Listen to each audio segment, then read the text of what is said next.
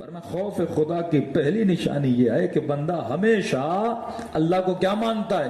ناظر مانتا ہے. یہ عقیدہ اگر امت کا مضبوط ہو جائے نا کہ میرا رب عالمین ہر جگہ مجھے دیکھ رہا ہے، وہ بندہ کبھی بھی خطا نہ کرے. ہور کیوں بنا؟ حسین نے بیدار کیا نا ہور کو، اور بیدار ہو جا. یہ نہیں کہ تیرا رب صرف یہاں دیکھ رہا ہے، اور قیامت میں بھی تجھ سے سوال کیا جائے گا کہ بتا میرے حسین نے تیرا کیا بگاڑا تھا. کہتے ہیں کہ ایک چرواہا بکریاں چرانے صحرا چلا گیا.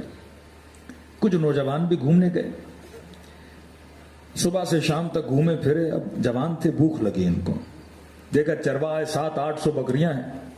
کہ چرواہے ایک بکری دے دے، پیسے تجھے دیتے ہیں، ذبح کر، بنائیں گے کھائیں گے، کباب بنائیں گے، تو بھی کھا ہم بھی کھائیں گے.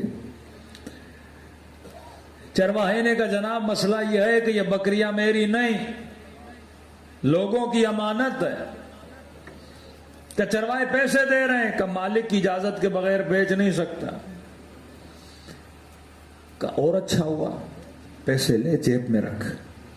800 بکریاں ہیں، مالک کو کیا پتا کہ ایک بکری بیچ سے کیا ہو گئی، گم ہو گئی.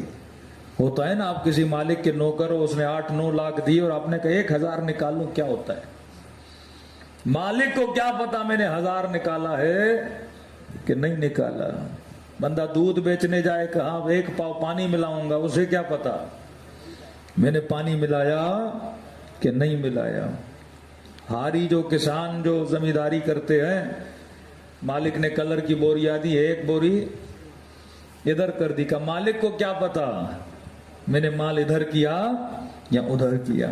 کہ مالک کو کیا پتا 800 بکریاں ہیں، تو ایک ادھر ادھر کر دے، وہ تھوڑی گنتے ہیں ڈیلی بیسس پر. اس نے کہا نہیں دیکھو اگر گن لیا تو پھر کہ اس کا بھی حل ہے ہمارے پاس. اگر گن بھی لیں تو بول دینا کوئی بھیڑیا آیا تھا بکری کو کھا کے چلا گیا. ہم جب چوریاں کرتے ہیں نا تو 100 جواب بناتے ہیں. یہاں پہ پھنسا تو بولوں گا یہ، یہاں پہ پھنسا تو بولوں گا یہ. دیر کیوں کی؟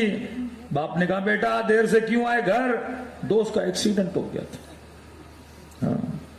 کہاں تھے اتنی دیر؟ کسی کی مدد کرنے گیا تھا. میں نے ہر چیز کے لیے کیا بنایا ہوا ہے؟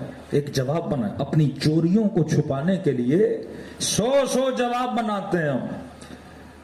کہ بوڑھے اگر پتہ نہیں چلے گا، پتہ چل گیا تو بول دینا بھیڑیا کھا گیا، پیسے جیب میں رکھ لو. بوڑھے نے کہا بارک اللہ فیکم، بہت خوب، شاباش، بڑے تیز ہو، بڑے ہوشیار ہو، تم نے ہر چیز کے لیے جواب بنایا ہوا ہے. پتہ نہیں چلے گا، پتہ چلا تو بھیڑیا کھا گیا. کہ ایک سوال کا جواب دو پھر میری بکری لے جاؤ. کہ کون سا سوال؟ کہ یہ بتاؤ فَأَيْنَ اللَّهُ. سب کا جواب تو نے ڈھونڈ کے رکھا ہے، اگر میرا رب مجھ سے پوچھے تو اسے کیا جواب دوں؟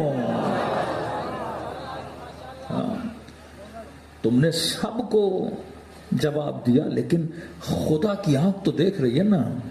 جب خدا پوچھے گا تم نے چوری کی، کیا میں نے اللہ کے لیے بھی کوئی جواب ڈھونڈ کے رکھا ہے کہ نہیں رکھا؟ تہران کا ایک تاجر بے انتہا متدین، مارکیٹ میں اس سے بڑا کوئی تاجر نہیں تھا. بیواؤں کو مدد کرتا، کنواروں لوگوں کی شادیاں کرواتا، یتیم پروری، راشن بانٹتا. سب لوگ جانتے تھے اس سے بڑا کوئی خیر نہیں. نماز، روزہ، حج، زکوٰۃ، خمس، ہر چیز کا پابند. یہ تاجر کہتا ایک رات میں نے خواب دیکھا، خواب کے عالم میں دیکھتا ہوں میں مر گیا ہوں، ملائکہ آ رہے ہیں میرا حساب و کتاب کر رہے ہیں. چیک کیا، ہاں بھائی نماز بھی ہے، روزہ بھی ہے، ہر چیز کا زبردست، سب چیز تیری کلیئر ہے. کہ تاجر صاحب تیرا حساب کلیئر ہے، مبارک ہو، بس اب جنت جاؤ. کہ کہاں ہے جنت؟ کہ دیکھو یہ 3-4 چھوٹی چھوٹی پہاڑیاں ہیں نا، ان کو پار کرو گے اس کے بعد کیا ہے؟ جنت ہے. اب کہتا ہے میں کاروبار کرتا تھا چنے کا، مارکیٹ میں ہول سیلر تھا، پورے ملک میں چنے کو سپلائی کرتا تھا. کہ یہ 3-4 پہاڑیاں ہیں، ان سے چڑھ لینا، اس کے بعد جنت ہے. اب کہتا ہے خوشی خوشی، حساب کلیئر ہو گیا، 60-70 سال کا حساب کا تو جنتی ہے، ملائکوں نے آگے بڑھ، بس 4 پہاڑیاں، میں نے کہا چھوٹی چھوٹی پہاڑیاں ہیں، 10 منٹ لگیں گے، کراس کروں گا، آگے کیا ہے؟ جنت ہے۔ کہتے جیسے آگے بڑھا، تعجب کا مقام یہ تھا کہ پہاڑیاں مٹی کی نہیں تھی، پہاڑیاں تھی چنوں کی۔ کاروبار کس چیز کا کرتا تھا؟ چنے کا۔ ساری پہاڑیاں کس چیز کی؟ چنے کی۔ کہ مٹی ہو تو بندہ پاؤں رکھے اوپر چڑھے، اب چنے کا پہاڑ ہو پاؤں رکھوں تو پاؤں اندر۔ میں نے کہا پوری زندگی چڑھتا رہوں گا، پہاڑیاں کبھی پار نہیں کر پاؤں گا، بڑی کوشش کی، پسینہ پسینہ ہو گیا، لیکن پاؤں رکھوں پاؤں اندر چلا جائے۔ اب کیسے چڑھوں؟ چنے کے پہاڑ پہ بندہ کیسے چڑھے؟ چنا چنے پہ نہیں رکتا، میرا پاؤں کیسے چنے پہ رکتا؟ کہتا ہے چڑھتے چڑھتے چڑھتے تھکا، اور تھکنے کے بعد آنکھ کھلی، پورا بدن پسینے میں شل، پریشان، ارے نماز قضا نہیں، روزہ قضا نہیں، واجبات ادا کیے، نہ زہرا کا مقروض ہوں، نہ خدا کا مقروض ہوں، نہ بندوں کا مقروض ہوں، یہ کیا معاملہ تھا کہ تو پاس سے جنت میں چلا جا، لیکن پہلے ان پہاڑیوں کو پار کر، اور پہاڑیاں ہیں چنے کی۔ سوچنا اور غور و فکر کرنا شروع کر دیا، کہیں تم نے غلطی تو نہیں کی، کہیں تم نے بیچنے میں کرنے میں کوئی مسئلہ تو نہیں کیا۔ فوراً دکان پہ گیا، شاگردوں سے پوچھا، یہ بتاؤ بندے خدا، کبھی تم نے کسی کے پیسے لے کے ایسا تو نہیں تم نے واپس نہیں دیے؟ کہا نہیں استاد جی، یہ دیکھیے ساری کاپیاں، یہ سارا حساب کتاب، ہم جانتے ہیں آپ بڑے سخت ہیں، واللہ ہم نے کسی کا ایک پیسہ نہیں کھایا۔ پھر دوسرے شاگرد کو بلایا، میں نے ایسا خواب دیکھا، یہ بتاؤ کبھی تم نے کوئی گڑبڑ تو نہیں کی؟ ایک شاگرد نے بولا استاد جی کوئی بڑی نہیں، چھوٹی موٹی ہم کرتے ہیں۔ کیا مطلب چھوٹی موٹی؟ کہ دیکھیے جب چنے بیچنے ہوتے ہیں نا، ان کو ہم پانی لگاتے ہیں، کا زیادہ نہیں، 100 گرام 1 کلو میں وزن پانی کا ہوتا ہے، پیسے 1000 گرام کے لیتے ہیں، چنے ہوتے ہیں 900 گرام کے، 100 گرام کا ہوتا ہے پانی۔ اس نے کہا بدبختو، تیری وجہ سے میں پہاڑیاں نہیں چڑھ پا رہا تھا، تیرے پانی کے چکر میں میری آخرت چلی گئی۔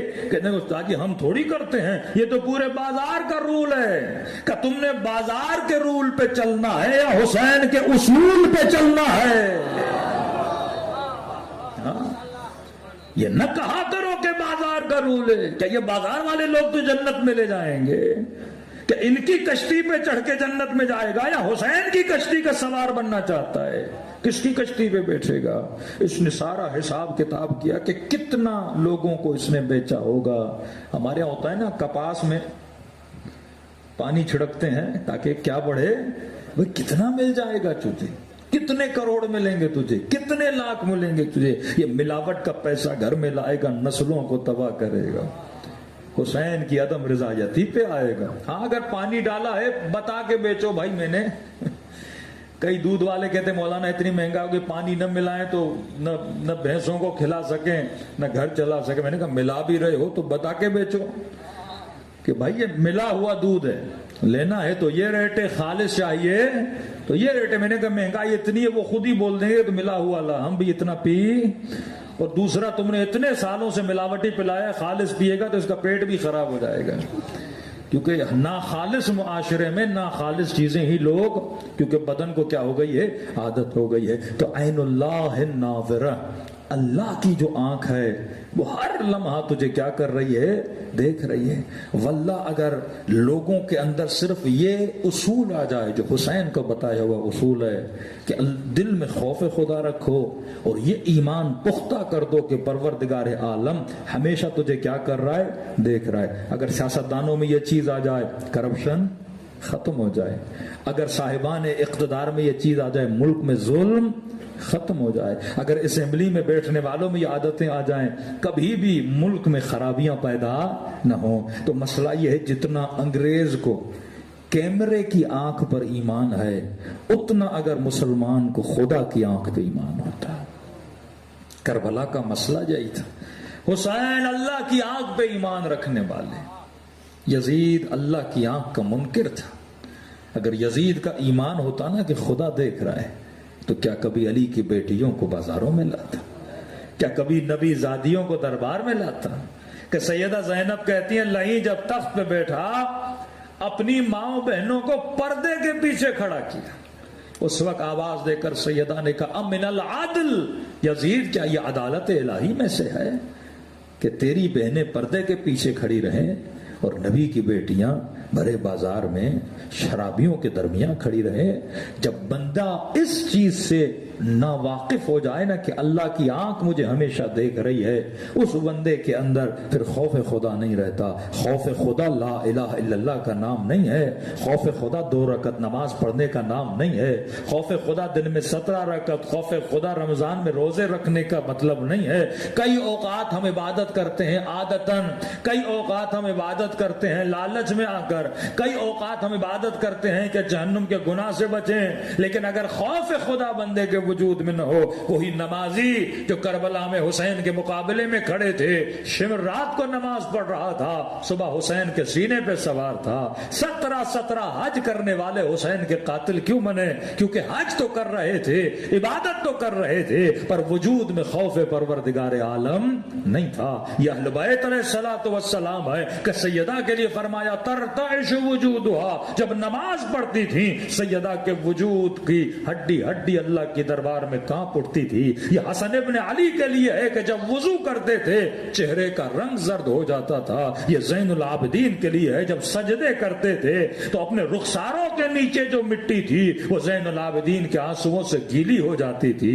یہ حسین ابن علی ہے جو میدان عرفات میں سیدہ زینب فرماتی ہیں اتنی مرتبہ یا رب کہہ کر میرے حسین زمین پہ گر پڑتے تھے. یہ خوف خدا، یہ جاہ و جلال خدا، یہ عظمت خدا، یہ خدا کی کبریائیوں کو دیکھ کر ان کے وجود میں یہ ایمان پختہ ہو چکا ہے کہ اللہ کی آنکھ ہم ہمیشہ کیا کر رہی ہے؟ دیکھ رہی ہے. اور جس نے بھی خدا کی آنکھ پر ایمان لایا ان میں سے خدا نے کسی کو سلمان بنا دیا، کسی کو مقداد بنا دیا، کسی کو حبیب ابن مظاہر بنا دیا، کسی کو مسلم ابن اوسجا بنا دیا، کسی کو وہب بنایا، کسی کو زہیر بنایا. تبھی حبیب جب بازار کوفہ میں چلنے لگے نگاہ مسلم پر پڑی کہ مسلم ابن اوسجا کہاں جا رہے ہو؟ کہ حبیب بوڑھا ہو گیا ہوں، داڑھی کو رنگ کرانے جا رہا ہوں، رنگ خریدنے جا رہا ہوں تاکہ داڑھی کو رنگ کروں، تھوڑا جوان لگوں. حبیب نے کہا مسلم دیکھ دنیا کا رنگ اتر جاتا ہے، آ تجھے وہاں لے کر چلوں، ایسا خضاب کر داڑھی کو جو رنگ کبھی نہ اترے. کہ حبیب کہنا کیا چاہتا ہے کہ چل کربلا میں اپنا شہادت کے خون سے اپنی داڑھی کو خضاب